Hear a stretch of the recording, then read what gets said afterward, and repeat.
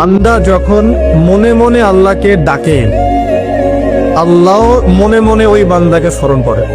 আপনি রাতে শুয়ে আছেন, মনের মধ্যে অনেক কথা, হয়তো অনেক দোয়া আছে, চাওয়া পাওয়া আছে, কষ্ট যন্ত্রণা আছে। আপনি মনে মনে আল্লাহকে ডাকছেন, ডাকতে ডাকতে আপনার চোখ দিয়ে পানি বের হয়ে গেল। আপনি বুঝে নিয়েন ঠিক ওই মুহূর্তে আল্লাহ আপনাকে স্মরণ করেছে এবং আল্লাহ আমাদের খুব কাছে আছে। وَإِذَا سَأَلَكَ عِبَادِي عَنِّي فَإِنِّي قَرِيبٌ। নবী বলে দাও, তোমাকে যখন আমার বান্দারা আমার সম্পর্কে জিজ্ঞেস করে বলে দাও যে আমি খুব কাছে আছি।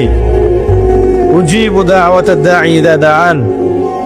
দোয়াকারী যখন আমাকে ডাকে আমি তার দোয়া শুনি। আল্লাহ আমাদের খুব কাছে আছে। কত কাছে? যদি আপনি মনে মনে আল্লাহকে স্মরণ করেন, আল্লাহ মনে মনে আপনাকে স্মরণ করবেন।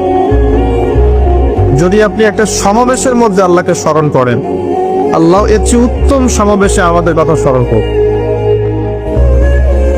আল্লাহ পাক এত কাছে আছেন যে প্রত্যেক রাতের শেষ অংশে আল্লাহ পাক প্রথম আকাশে নেমে আসেন। আল্লাহর নেমে আসাটা কেমন সেটা আমরা ব্যাখ্যা করতে পারবো না। এটা ব্যাখ্যা করার জ্ঞান যোগ্যতা কোনোটাই আমাদের নেই। আল্লাহর রহমত নিকটবর্তী হয়, বেশি বল,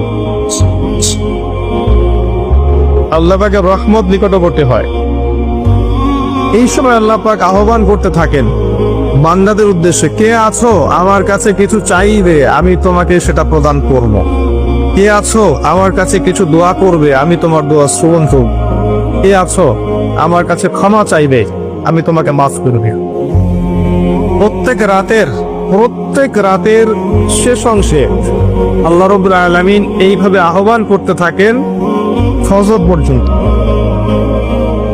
এই সময়টা দেখবেন আমরা হয় ঘুমে কাটাই, অথবা ফেসবুক, অথবা ইউটিউব, অথবা ক্যাসিনোর মধ্যে, কেউ জুয়াখানায়, কেউ পতিতালয়ে, কেউ আল্লাহ বিরোধী পরিকল্পনা করতে ব্যস্ত থাকে। কিন্তু আল্লাহ পাক প্রত্যেক রাতে তার বান্দাদের উদ্দেশ্যে এই আহ্বানটা করে থাকে। আল্লাহ পাক এত কাছে। মানুষ সেই আল্লাহকে ভুলে গেছে যে আল্লাহ পাক ছাড়া ইবাদত পাওয়ার যোগ্য দ্বিতীয় কোনো ইলাহ নেই। একসময় যে আল্লাহ ছিলেন আর কিচ্ছু ছিল না, শুধু আল্লাহ ছিলেন, আর কিছুই